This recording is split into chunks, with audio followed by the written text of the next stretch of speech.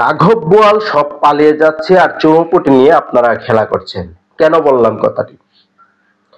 দর্শক, দীর্ঘ প্রায় 1 বছর হতে চলেছে জুলাই গণ অভ্যুত্থানের। সেই তখন সময় থেকে 5 আগস্ট যে আওয়ামী লীগের নেত্রী পালিয়ে যাওয়ার পর থেকে আওয়ামী লীগের নেতারাও কিন্তু পালিয়ে গেছেন। অনেকে আত্মগোপনে রয়েছেন, অনেকেই বা দেশ ছেড়েছেন। কিন্তু জানলে অবাক হবেন, আন্দোলনের পরবর্তী সময়ে কিন্তু প্রায় 3 থেকে 5 মাস সময় পর্যন্ত অনেক নেতৃবৃন্দই কিন্তু বাংলাদেশে ছিলেন আত্মগোপনে। তাদেরকে আশ্রয় দিয়েছে কে? দর্শক, কথাটি এই কারণেই বললাম যে সম্প্রতি কিন্তু আওয়ামী লীগের সাধারণ সম্পাদক ওবায়দুল কাদের গণমাধ্যমের মুখোমুখি হয়েছেন। তিনি কথা বলেছেন তার সেই সময়ের অভিজ্ঞতা নিয়ে। সেই আন্দোলন সময়কালীন সময়ে তার যে একটি ভয়ঙ্কর অভিজ্ঞতা, সেই অভিজ্ঞতার বর্ণনা দিয়েছেন। তিনি দীর্ঘ 3 মাস আন্দোলন পরবর্তী দীর্ঘ 3 মাস বাংলাদেশে ছিলেন। 5 ঘন্টা তিনি বাথরুমে আটকে ছিলেন পরিবার সহ। হ্যাঁ, সত্য, ওবায়দুল কাদের নিজেই কথাগুলো বলেছেন। কিন্তু প্রশ্ন হচ্ছে, সেই আন্দোলন পরবর্তী 3 মাস তিনি বাংলাদেশে ছিলেন, কোথায় ছিলেন, কার আশ্রয়ে ছিলেন? আর 3 মাস পর উনি কিভাবে বাংলাদেশ ছেড়ে ভারতে গেলেন? তিনি বর্তমানে ভারতে অবস্থান করছেন, সেটি কিন্তু ওবায়দুল কাদের নিজেই গণমাধ্যমে সাক্ষাৎকারে বলেছেন। তাহলে তিনি 3 মাস কিভাবে বাংলাদেশে ছিলেন, কার আশ্রয়ে ছিলেন এবং পরবর্তীতে ভারতেই বা কিভাবে গেলেন?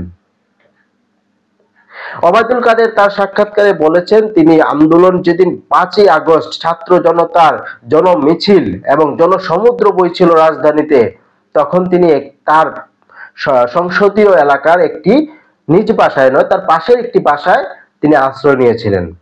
ছাত্র জনতা যখন তার বাসা লুটপাট করছিল, তার বাসায় ভাঙচুর করছিল, ঠিক তখন সময় তার পাশের বাসায় কিন্তু হামলা চালায় ছাত্র জনতা।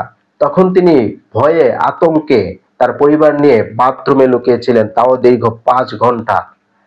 এবং তার কথা থেকে জানা যায় যে সেই বাথরুমে ছাত্র জনতা ঢুকে যায় এবং তাকে বাথরুম থেকে বের করে এবং 2জন ছাত্র তার সাথে ছবিও তুলে এবং তাকে নিরাপদে সেখান থেকে মুখে মাস্ক পরিয়ে রাজপথে নিয়ে আসে এবং ট্যাক্সি করে তাকে পার করে দেয়।